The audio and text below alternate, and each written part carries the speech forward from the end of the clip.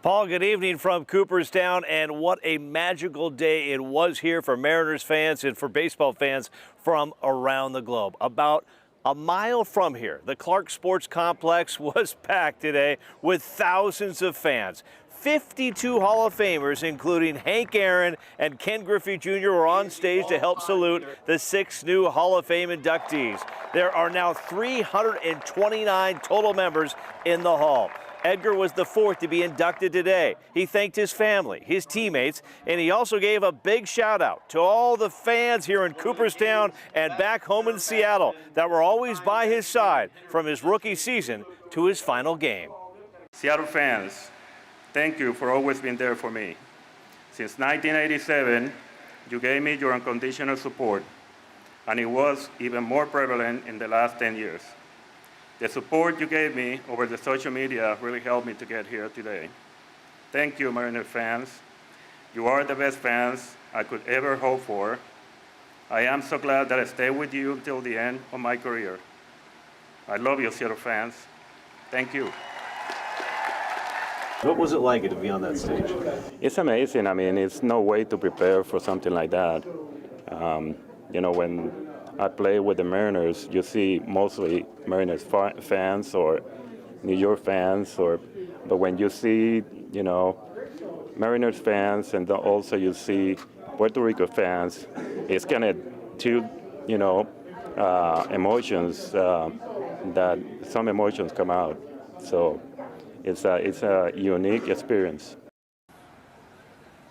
Edgar says he practiced his speech this morning 12 times to get ready for today's big event. He did an awesome job. Lots of emotion, had some fun in there with Randy Johnson. We'll have more of that coming up later on in sports. But with that in mind, Michael Crowe joins us now.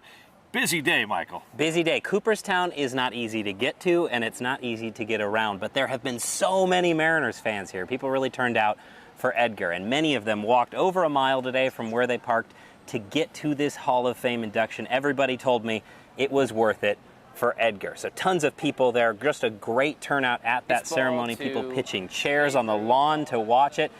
When we saw Edgar come up, there were this big Edgar chants. People, it was all commitment, and they were just so excited to honor this Mariners legend. Brought my son and my dad. He's dragging back there, but it's fantastic. It's finally about time that Edgar's getting in. There will be crying in baseball today for sure, yeah. 3 years ago with Griffey, same thing, so yeah, definitely.